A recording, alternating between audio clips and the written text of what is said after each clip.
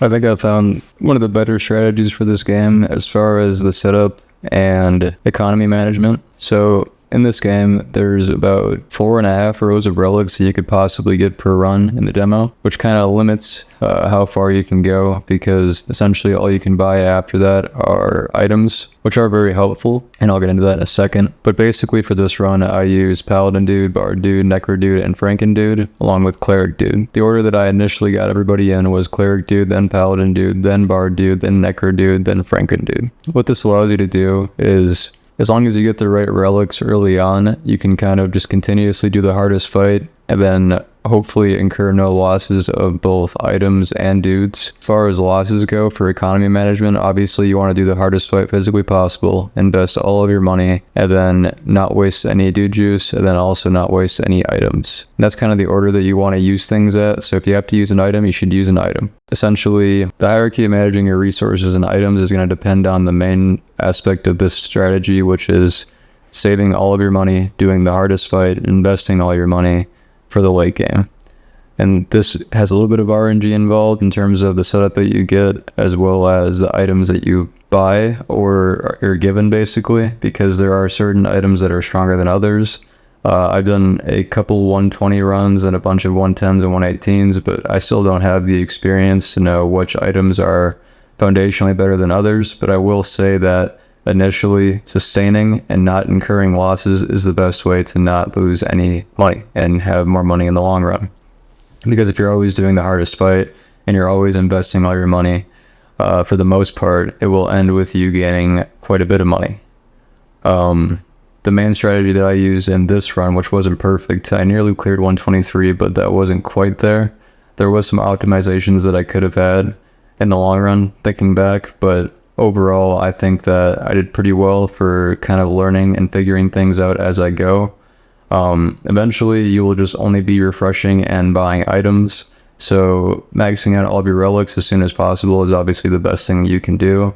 However, there is a caveat to that, because eventually you will be using dice and refreshes to get items, basically. So if you had more items stockpiled in the long run, as well as bought items along the way, selectively, of course, along with dude juice too, and not using it, you could definitely min-max the strategy quite a bit.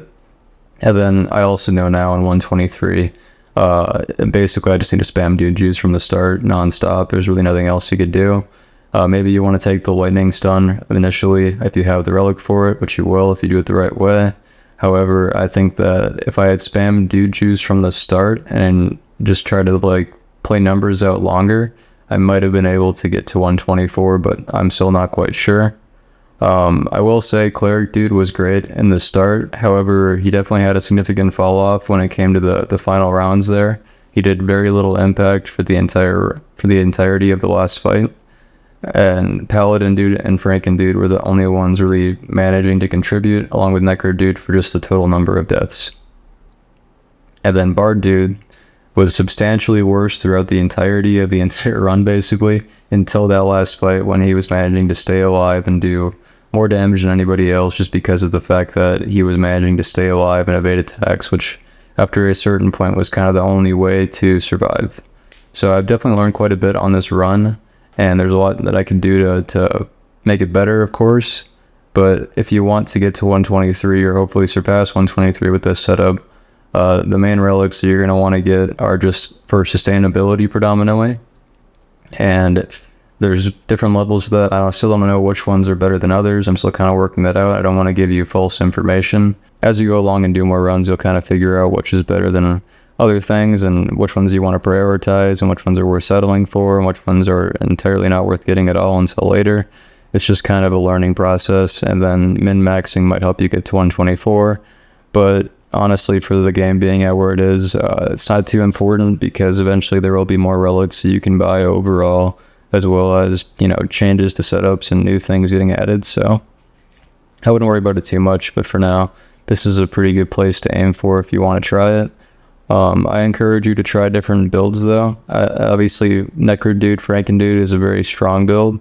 However, if you manage to get enough sustain and 4.5 rows of relics, you bought all the relics and you have enough sustain, it's not too big of a problem for most setups to actually manage to get pretty far. I'm not going to say 123 because at the end you're kind of relying on deaths and Franken dudes. But in N123, the deaths and the Franken dudes, they weren't really making that big of a difference, to be honest. So it's kind of hard to say. But getting there and having your economy management be perfect so you can have all the relics and buy all the items that you're going to need for the final 120 rounds, it's definitely a process, and it's not always the easiest to work out. But if you could, I'd imagine that anything with evasion and building for evasion specifically, maybe even warlock dudes, I'm not really sure, it might be the best way to go about doing that. But yeah, it was a pretty good run. I had fun doing it, and yeah, you just need to have enough sustain and the right relic picks to always do the hardest fight, never incur any losses, hopefully not use any items, never use dude juice, because you're going to want to stockpile it for the end. Way later when you start actually getting deaths, and then when you're at your final run, your final round that you can actually physically go to, you're going to want to just spam dude juice as much as you can. And it's hard to know what round that is without experience, but as soon as you're there, maybe you want a lightning out start, then just start spamming it, because the more losses that you have, obviously that just kind of keeps snowballing and getting worse unless you're just at the point where it doesn't matter at all. Spores are very strong, especially with the item, just so you know. I think spores kind of outclass health in a lot of regards if you have a healer or any source of healing, just because, and you will at that point. Just because it basically makes it so you get 100% more healing, and then it splits all your dudes' health evenly. So you will probably manage to completely get your HP back to 100 versus a health potion. It doesn't last as long. It's an initial use, and it will bring everybody to 100, but it still is not that strong, to be honest. But yeah, that's kind of all I wanted to say. Key points are just economy management, make sure your money's good, invest it all, do the hardest fight, it all snowballs off of each other, and then try to get relics that are actually worthwhile to get initially. I will say that the 3 relics that were the most helpful in this run initially for staying alive were the cleric one. When they die, they fully heal and deal a bunch of damage and an AoE for healing. As well as the one for Paladin and the one for Necro Dude, just because that helps prevent you from incurring losses and contributes to the number of deaths for any death relics that you have, which actually took me quite a while to get, but with enough sustain, it isn't that important initially. Another important relic for this run was Clerical Error. It allows your clerics to do damage while also healing, and then if you have them slotted in the damage slot like I do, it does do quite a bit for your team. Besides that, yeah, obviously there's some changes that could be made to this build along with other builds too, to try to maximize the potential of what you have and try to figure out what's not worth keeping and what is worth keeping. Economy management can bring you very far with this build, but if you can manage to have better economy or the same economy, obviously, it'll obviously pay off in the end to some extent. There is a follow-up point though. Just getting all the relics after, like, it'll make it so you're not spending money on anything but items, but you don't even need to use items if your build's strong enough in the first place, and there's just a lot of caveats and things to consider. So I don't know, I'm still working it out, I'm still figuring it out. I'm just kind of sharing what I've learned in 20 or so runs that I've done. I'm a big fan of roguelikes like this, and I think this game has a lot of potential for just a fun thing to go to sometimes and see what's going on. I hope to add new people pretty soon, or new relics as well, considering where everybody's kind of gotten to if they play the game quite a bit, and it'd be nice to see that in the future. But yeah, thank you for coming and watching. I hope everybody's having a good day, and cheers. Thank you.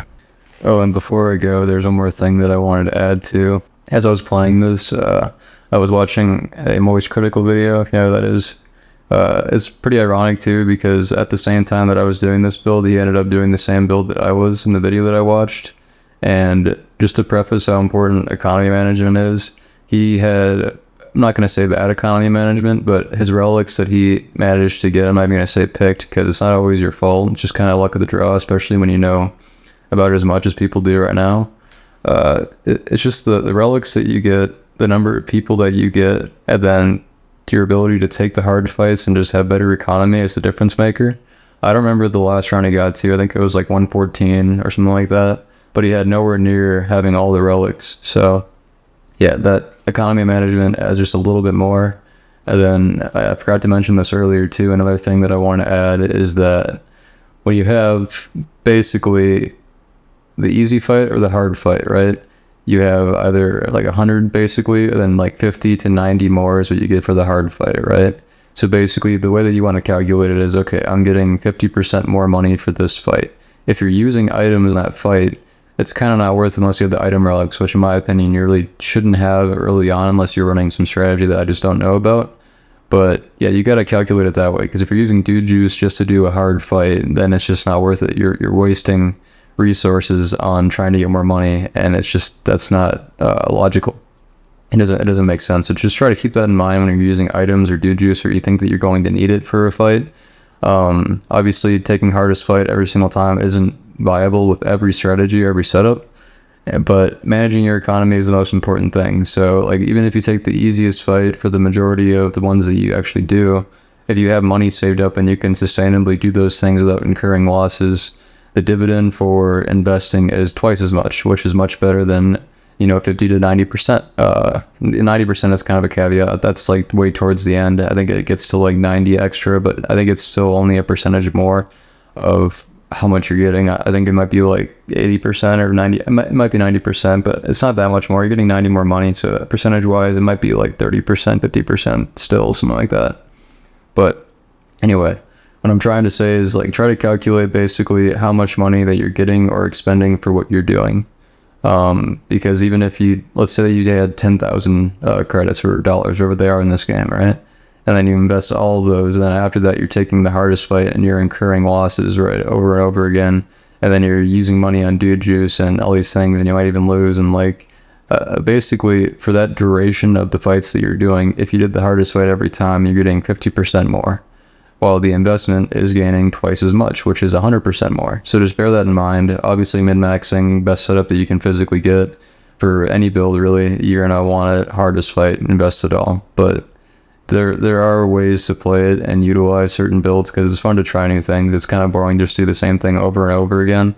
It's fun to change up certain aspects. It's fun to also get the most out of a build that you're trying to, but just repetitively doing the same thing, there's like a fall-off point. I think 123, 124 is that fall-off point right now, and maybe that'll change when they add more things, but unless there's a setup I don't know about, that kind of seems like where it's at. But yeah, I just wanted to add those things before the end of the video. Thank you.